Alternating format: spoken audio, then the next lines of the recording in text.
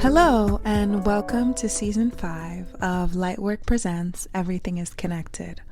I'm your host, Folasade Ologundudu, and on the show, I'll share the interesting and inspiring stories of artists, critical thinkers, thought leaders, and art professionals on a wide range of topics about life, work, society, success and failure, and the ways in which we navigate life. We talk about our inspirations, concerns, and the ideas that motivate and propel us to create. Much of the show centers on visual arts and its pervasiveness in our society, how culture shapes our lives, and the responsibility of artists and curators not only to be truth tellers, but to advocate for and care for the massive impact that culture plays in our lives, from the things we believe in to the ways in which we understand ourselves. As I travel to art fairs, gallery openings, and events within the creative industries, both in the U.S. and abroad, join me in discovering and learning about some of today's most interesting and dynamic artists and creative professionals. If you're new to the show, I'm glad to have you here. If you've been on this journey with me for a while, welcome back. Let's get it. On this episode, I'm joined by Kennedy Yanko. Kennedy shares the joys of returning to immediate experimental creation, reminiscent of her earlier abstract expressionist paintings. She reflects on her 20-year journey as an artist, acknowledging the challenges and growth that have shaped her current practice and where she is today. This is such a special episode for me because Kennedy and I have been in each other's orbit for a while now, watching each other grow and develop our respective practices. I had the pleasure of writing about Kennedy's work for the Brooklyn Rail 4 years ago. So it's really a full circle moment and a moment to reflect on what's happened, on how much growth we've both experienced since that time. In this episode, we also talk about the importance of maintaining a spiritual practice and being open to the ebbs and flows of life's natural movements. Let's dive into my next episode with Kennedy Yanko. Kennedy Yanko, I'm so happy to have you join me on an episode of Everything is Connected. Really looking forward to chatting with you today. Likewise. I feel like it's been a couple of years since we first met and since we've been getting to know each other. And now we find ourselves in a really interesting moment in your practice and maybe in your life in general as well, where you're exploring new things creatively and professionally. Can you talk a little bit about the work that you're doing right now with your prints and how that came to life? I'm having so much fun. I started working with Paste Prints in their paper studio about a year ago. It's paper pulp. Everything is made from paper that's been macerated in water and then it's pigmented with color. And it's been great. So I started working with them about a year ago, and there's a studio in Gowanus. When I'm in New York, I'm just working in the studio in Gowanus, and I'm a painter who makes sculpture. And making sculpture is such a different experience because it's logistics, it's planning, you have to be thoughtful, it takes time, there's a lot of moving parts. You don't get that immediate gratification. And my particular style of painting has always pulled from the abstract expressionist, so I engage with momentous movement and immediacy and kind of transient thought and movement, and that's really how I work best and how I really love to work. And working with paper pulp has allowed me to tap back into that part of my practice. We started doing that work, and I'd never worked with it before, but there's a big 8-ton press that's in the studio, and we started with explosions. So you basically pour the paper pulp down, and then you push the 8-ton press on it, and it would explode everywhere, which is totally on brand. I started doing arm drawings. I would take my arm and move it across the board, and we'd transfer that onto the paper. Just experimenting with all these different textures and colors, and it really started making sense for me because I'm a colorist. That is the thing that I'm moved by and that I think is extremely emotional and powerful. And I was trying to get my colors right. And when the paper would dry, you lose all of that saturation. And an artist that I spent a lot of time looking at was Helen Frankenthaler. Just her pores. I come from pouring the paint skins, began with pouring paint and then lifting it back up. That's how I started in the studio as well. In order to get the saturation that I was looking for, I started doing these pours of pure pigment onto the paper. And that's how we started the compositions. And that's when it started hitting. I love to hear you describe that and talk about this new medium, but pulling up on a process that has been integral to your practice from the onset and thinking about these different ways of creating, but still using similar processes throughout. How do you think about expanding your artistic practice, but at the same time holding on to some of the things that are a part of how you make work while still being experimental? I think one of the things that is so surprising about being an artist and art making is that no matter what I touch and what I do, it will always contain my DNA and my flavor. After doing this for 20 years, I know I'll figure it out and it's still going to look like me.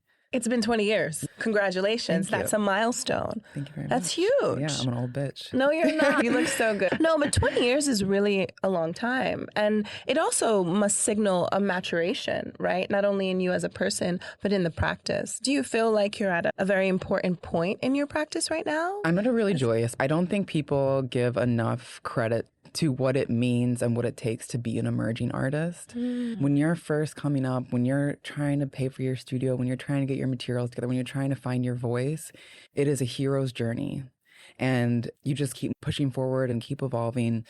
I'm in this space now where I get to be so deeply within my practice, within my research, within what I want to build, what I want to see in the world moving forward, what I want to see in my person. And I have the space to really breathe and live and be in that. And I feel so blessed every day to get to work, to get to make art every day. I definitely feel a deeper level of chewing, a lot of deep thinking, a lot of space. And I think that's really reflected in the show. You can feel the levity and the lightness and the expansiveness of floating in the show. And that was also taking place at the time when I was making it. Did you let things go to usher in this new work? Yeah. Which is not fun. I think one of the hardest things about being an artist is you take a different path and you have to do things that your compass is calling you to do. It's an upheaval of the soul. You're making me think about something. I want to pan back a little bit to your response a few moments ago. You spoke about creating the world one wants to see. And I thought about this phrase that I heard recently about architects and dreamers, and this relationship between the dreamer and an architect who wants to build the world that they want to see.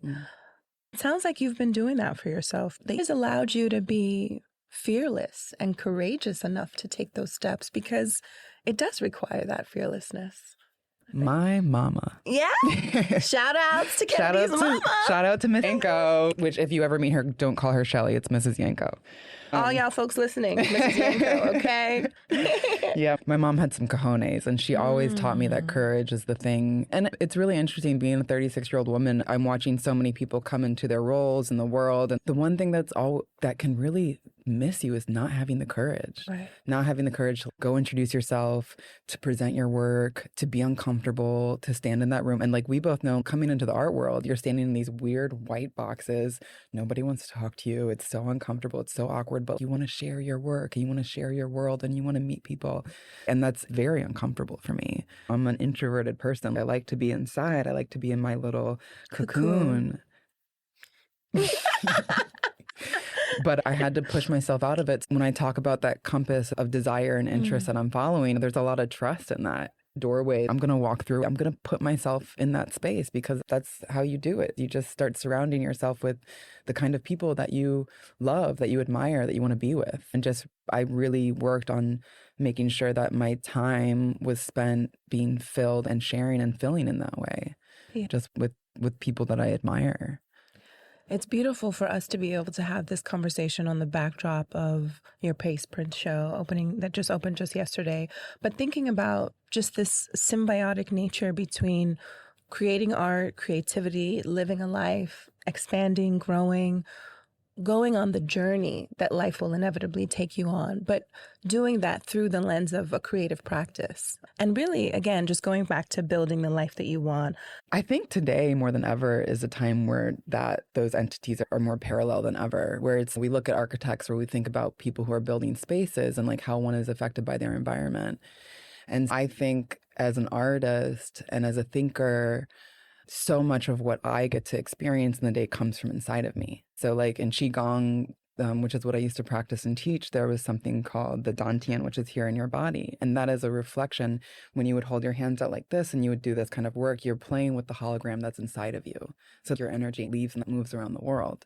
And so I think for me, philosophically, my approach is just like really keeping clean, keeping like spiritually clean, which means having really uncomfortable conversations, which means having to be really honest with myself, being really ugly with myself and with others. And ugly crying, embarrassment. Shame. Honestly, embarrassment and shame, I think, is the real tool. I feel like our society would be such a better place if we could be embarrassed more, because we're seeing a lot of people like not admitting that they were wrong because they're embarrassed. And if you could just be like, you know what, I was wrong and I'm going to try to do this differently. Like what kind of healing that could do for... Yeah, I think it's bringing up for me some of the conversations that I have with when people are talking to you about how they see you and receive you. And sometimes you're like, wow, that's how you see me? Because you're inside your body, in your head. And maybe what other folks see is not necessarily where you are. And I think it's interesting to think about creative practices as a healing journey, as a cathartic journey. And I think so many artists and so many creative people are really drawn to the arts for that reason. They're wanting to heal themselves. They're wanting to find something. You spoke about something earlier that I want to go back to, which is, and again, paraphrasing what I heard you saying, is being in community with others that inspire you, that motivate you, that lift you up.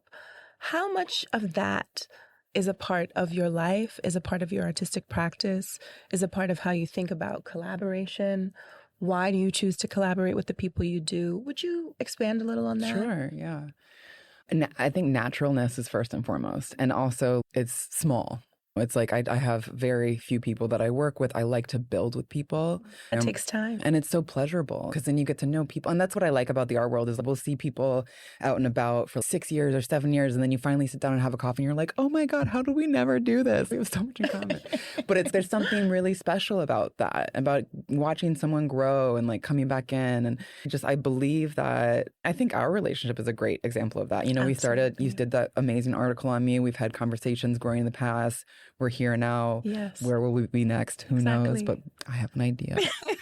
As far as like my collaborators and my friends, I'm working on architecturally scaled projects. I'm working on a film. I'm working on an organization. And so there's so many different facets of what I'm doing. But I think the way that I open myself is, does this feel right? Does it make sense? And just I let things happen naturally. Yeah. Yeah. Sounds like you really lean into that flow of life. I also want to talk a bit about that shame and embarrassment piece, because I think the idea that really when things are difficult, when people are experiencing challenges, those are usually the moments when breakthroughs happen, right? It's not when everything's going well. It's not when there's no storm on the horizon, but it's through the difficulty in getting through a challenge and a storm that we understand who we are. And I think one of the things that the art world and just maybe my journey over the last couple of years has taught me, one, you come in contact with so many people.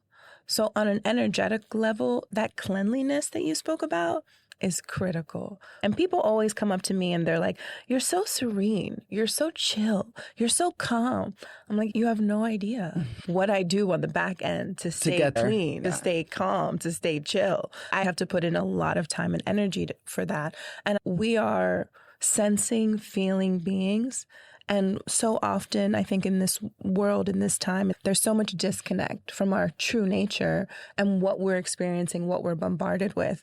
I feel that it's really important to maintain a spiritual level of integrity. But it's also been moments of embarrassment and shame that I've had that have really taught me, well, who are you really? When tested, what are you going to do? We're only going to see when the chips are down. Good things are not going to show me your character. It's challenges that are going to show me your character.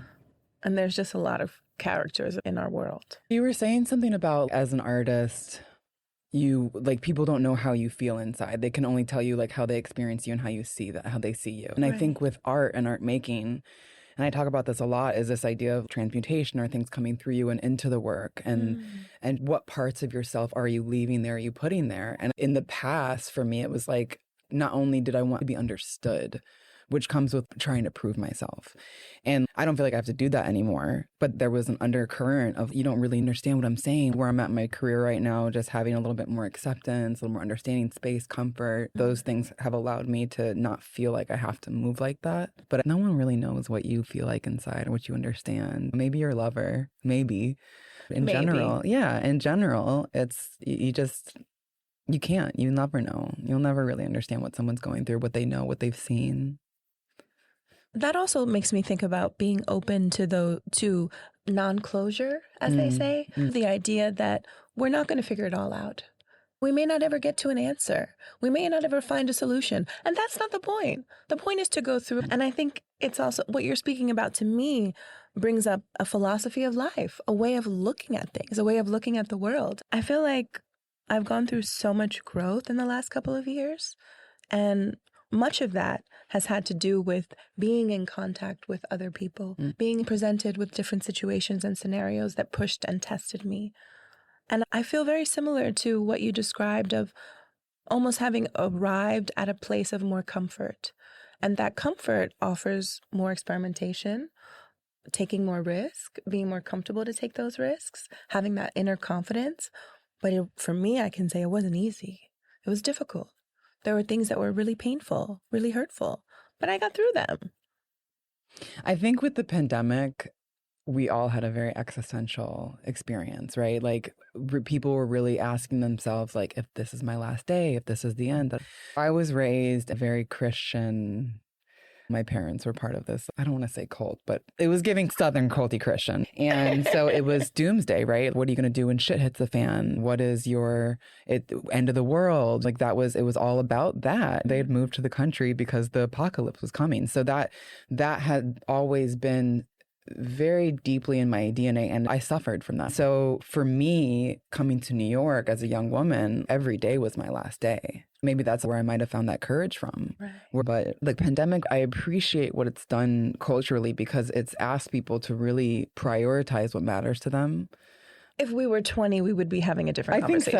I think so. Yeah. So that's where we're at now. And I love that. That's what I want. That's what I want to do. The pandemic for me was a moment where I really made a huge career change. And I think I've been so incredibly embraced by this community that we're a part of, right? New York, international, across the globe. You feel that you are part of something that you take pride in. You feel good about that, right? It's like you stand next to the person that you're in community with and you're like, I fuck with you. I believe in some of the same things you believe in. Let's go out here and shine together. And even if I don't fuck with you, I'm still rooting for you. 1,000%. I love that you brought that up because you don't really have to fuck with someone to want them to do well. And there's nothing wrong with that. I don't know why we all have to be best friends. It's not necessary. Period. And the thing is, we shouldn't change for each other. We should change for ourselves.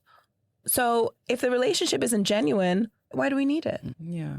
And that's always been an interesting thing in our world, right? Because we're in these like really beautiful casual spaces where, having our champagne and stuff. But I've always kept my friends separate from my work. And I felt that's been really healthy for me to always have like my family and then my professional life and my professional friends. And those are such cool, special and different relationships that have different conversations and different expectations, but they're like different kinds of relationships. Yeah. And you shouldn't expect the same thing from them. No. I think that's when things get messy. Definitely. I think the fact that we've talked a little bit about the geopolitical situation. I know that you are an artist who often does residencies. You get to travel.